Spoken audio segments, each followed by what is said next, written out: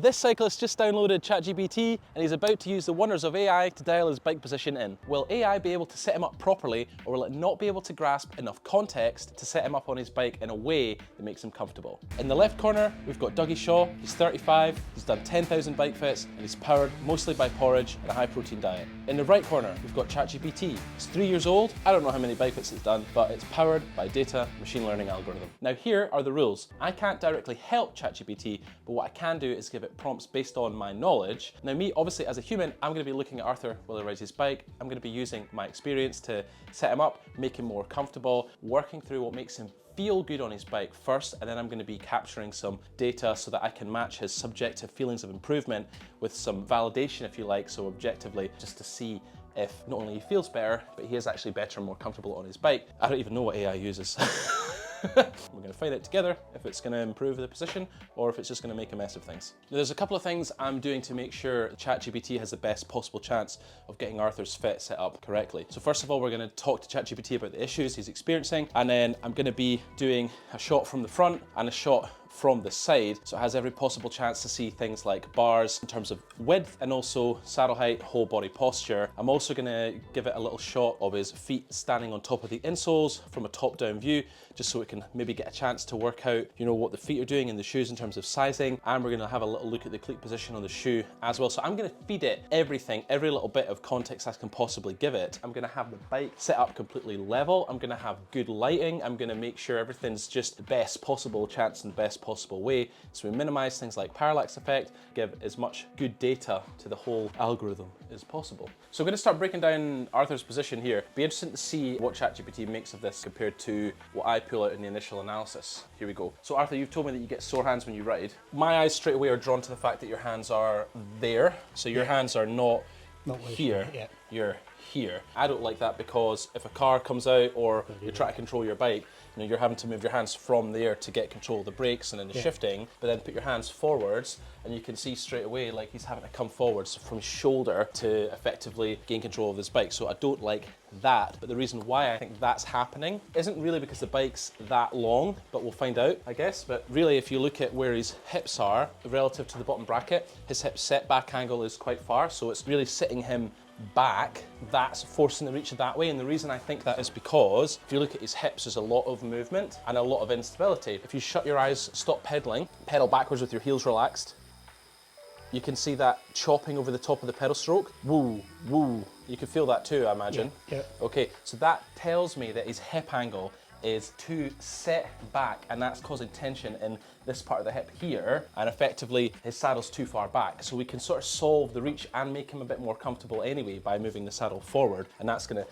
in turn help this move the saddle more underneath his backside and help him relax more into it, taking more weight out of his hands, because that's your primary issue that you mentioned earlier to me. And then there's other ways we can clean up his hips as well, because his cleat position's a bit of a mess and his shoes are too long. So if you move the cleat into a position that moves his foot further forward, he won't have to bring his leg up as high to clear the top of the pedal stroke. So we'll actually tidy up his hips a little bit too that way, because his knees won't be coming up quite so high. A little bit of runway left, so I might just bring the handlebars up slightly. I'm going to optimize the bar position. The hoods are pointing down and forwards a little bit, so I want to move them back and a little bit more into his hands. I also think the bars are just a little bit wide, so I'm going to put my adjustable bar on as well and bring them in. First of all, we're going to see what ChatGPT makes of the position as a whole first, and then I'll get my go.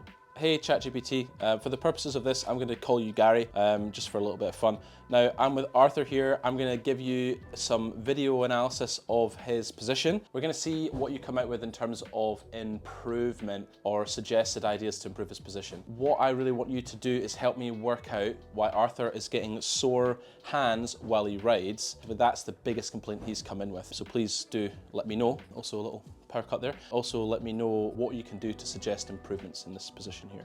So basically, we'll just dive into Arthur's position, see what's up with those sore hands. Now, based on what you're showing me from the side, front and top down, I'll take a look at his posture and we'll kind of piece together what's causing that hand discomfort.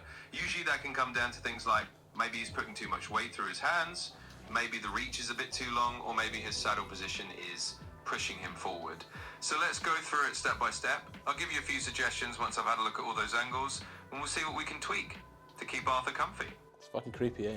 So I'm currently just putting the videos into Chat GPT, just like a little note. Actually, you can't put videos directly in from your photo album. If you have an iPhone, you have to save them as a file first and then upload them. So that's what I'm doing now. Arthur from the back, Arthur from the front, chucking them both in. Already got some suggested changes based on the side profile, but I'm just chucking these videos in for some extra context. So actually, one of the things that's surprising me already, based on my breakdown that I've done already to camera, is telling me to put the saddle back and level it off. Now, the leveling it off isn't such a bad idea, but putting the saddle back is probably gonna move the hips into an even worse position, causing kind of comfort compensation, so the saddle will just feel like it's pressing into his balls too much, frankly, is how I feel about that suggestion. And then that in turn is actually going to make him push harder and roll further back away from the position that we wanted to try and achieve. Yeah, we'll find out. So ChatGPT has told me in order of priority to move the cleats back 5mm, saddle up 3 to 4mm, and back 5mm, which I don't think is going to work out very well, but we'll find out.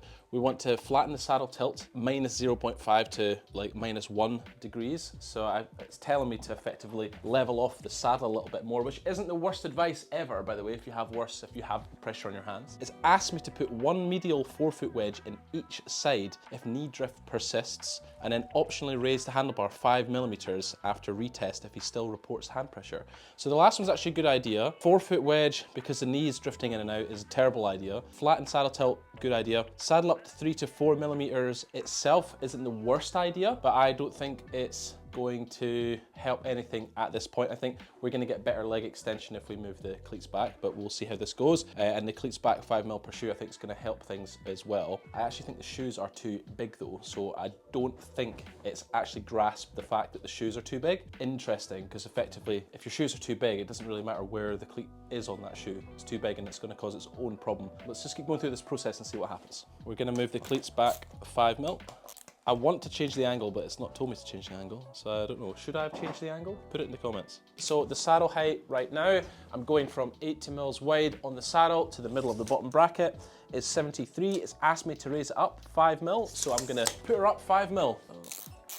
I mean, interestingly, ChatGPT has asked me to move the saddle back by 5mm, and it's already on the max line of how far back it should be, so that is a little bit dubious advice, I would say, but I'm gonna have to do what it says. That's the rules of the game. So I've leveled the saddle off by like a degree, effectively. I've also moved it back those 5mm. It's told me to put the bars up 5mm if hand pain persists. I'm gonna hold off for now. And the rules are, we're gonna be doing one initial analysis, one round of adjustments, and then one analysis and a further follow-up round of adjustments, and that's it. So we get like 2 shots at this thing. I guess the common sense question for me to ask you right now is like, how do you feel? Too far back.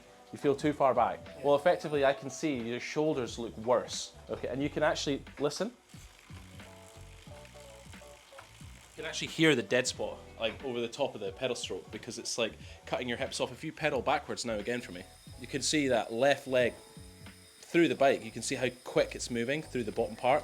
You've got no control over that leg because there's just too much tension down the back of that hamstring on both sides really, and you can see ultra mega compensation here. So I'm gonna ask ChatGPT to figure out what the hell it was thinking.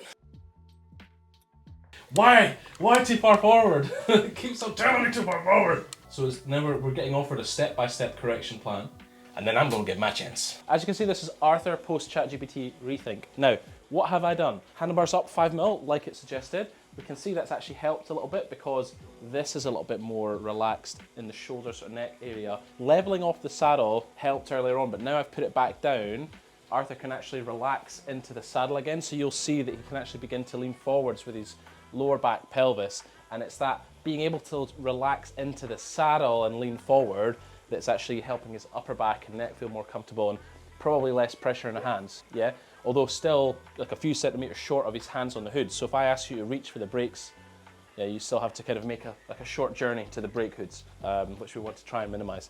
Pedal backwards again, smoother. Now, moving the cleats back has probably helped him be able to get control through the bottom of the pedal stroke, and it's reduced the lumpiness. But for me, I would say that the saddle definitely needs to come forward from this position. I'm looking at the jumpiness in the hip. Now, if you put your hands on the drops and keep pedaling back, you see all of a sudden that dropping of the body angle creates more jerkiness in the hips here. So for me, I'd like Arthur to be able to put his hands on the hoods, tops, drops, all while maintaining smoothness through the pedal stroke. And I think moving the saddle forwards, going from here to here is going to allow him to gain a bit more control through the pedal stroke. Now hands back on the hoods for me, just ride normally. Now it's my turn. So me as a professional bike fitter, some of the pitfalls that Chat GPT has gone into would be not getting enough context about the big picture before it's making its decisions. Maybe it just hasn't done enough bike fits, people haven't fed it enough data on the bike fit process, so effectively it's not really grasping from that depth of experience that maybe I have in my brain. But as I'm looking at Arthur's position, first thing I'm gonna get him to do is just take off his shoes, and I'm gonna be looking at how his feet actually fit inside the shoes. Having looked already, his feet are too wide and too short for the length of shoe and the size of shoe he's got.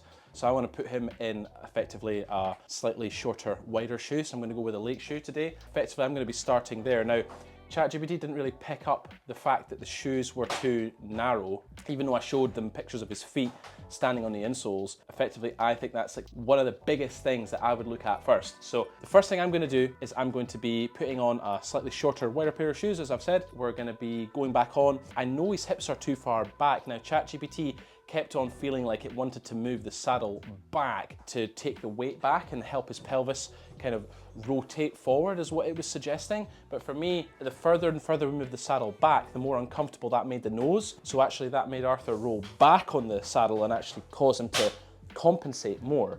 So I'm gonna move the saddle more underneath his backside, which will help because as we move the shoe forward on the pedal, because we're shortening the shoe and moving the cleat back, it's going to make the kind of the hip and the foot kind of talk much more together and be a bit more coordinated as he relaxes forward on the saddle, loads up the right places, and effectively brings some more coordination into the whole thing. ChatGPT didn't look at that as a whole. I also, from pressure on the hands point of view, the handlebars being too wide doesn't actually help anything. So I'm going to put my adjustable bar on and reduce the width of the bar. You can see that the hood position is not necessarily the most ergonomically positioned on this bar. I want to tidy all this up too. We'll go back on and then I'll validate the position changes I make with my 3D analysis to demonstrate that not only is he feeling better because he physically says he feels better, but also I want to demonstrate a nice stable pelvic posture and general comfort all round. What ChatGPT has done so far is move the position of the saddle backwards further and further to try and take pressure off the hands. But as you can see from a side-on view, all that's done is rolled Arthur back the way. You can see almost like a kind of camel hump posture here. Effectively, he's overusing his upper back to roll his pelvis back on the saddle. Because it's so far back, it's kind of leading into the kind of pressure into the ball sack sort of scenario, which a lot of people struggle with. So instead of being able to relax on the saddle, they start to push. Now, ChatGPT hasn't picked that up. I'm also going to be asking Arthur how he feels as much as I can through this process, because that is the most important thing. It doesn't matter what the computer says, how do you actually feel? And that's how we do business here at Edinburgh Bike Fitting. What you can see here is his hips are moving up and down quite a lot every pedal stroke. So hip on the left is moving up and down 49 mil and the right 43 mil. His saddle hip setback is quite far back. His saddle setback angle is 71. I want his hips further forward so they're nice and smooth over the top of the pedal stroke. So I probably want that to be about 73 to 75. And then effectively what else I'm going to go for to work out an objective means of improving his position would be is the knee lateral oscillation, so how much his knees are moving out side to side. Currently right now that's sitting at about 50 on the left, 48 on the right. I want to see if we can cut that down to 30 mil. And yeah, let's make some adjustments to see how we can cut that down. I'm putting some extra stance width in here. I want to put some more space between his feet, and that's going to help the alignment of his knees because I think that his hip position is tight, and getting some more stance width is going to also improve that knee alignment. This will come together really nicely if we just drop the saddle height that tiny bit more again. I'm actually going to bring the handlebars up the full way that I can, which I think would just take a little bit of pressure. But I think the benefit of like being in a situation when you're with a real life human fitter is you're in real time. You don't have to like prompt it. Now if I get you just to stop pedaling there, pedal backwards, a lot more control. Okay, pedal forwards again normally. Not pushing the pedal with your foot. I want you to think about using your foot to push into the shoe. So effectively anything underneath your feet you can feel from your leg, you're just pushing into that. And don't pull up either. And then lean your body over the downward. Yes, there you go. And as soon as you can roll forwards from here, your back can relax into your shoulders and that allows them just to come down. That's better, for sure is better. And I'm just gonna fine tune the saddle angle. I'm gonna come down 2.5 mil, a tiny bit, and then we're gonna analyze. We're gonna see if I'm better than Chat GPT at bike fitting. In terms of like the before and afters, we've improved the knee tracking from 50 mil side to side before on the left knee and 48 on the right knee, to 46 on the left knee and 38 on the right. So we've improved the alignment of his knees in the pedal stroke. This is just a representation of the dots. See these dots here? The more aligned they are, I guess, the more neutral the spine is. So you can see this is our kind of where we are now. And if we go to the initial ones, you can see there's more of this kind of like this camel's hump. You can see between here and here's a lot straighter, but then this one's a lot further forward and round. The spine in this position, this is the before, immediately kind of post ChatGPT's bike fit is kind of more into this posture here. So there's going to be more craning in the neck because that upper part of the back is kind of craning forward. So the neck has to work harder, whereas now that whole shape's a little bit more aligned. So that's like another nice little thing I like to look at too, is like how the actual spine itself sits on the bike. In essence now I feel we've gone from heavy in the hands to medium.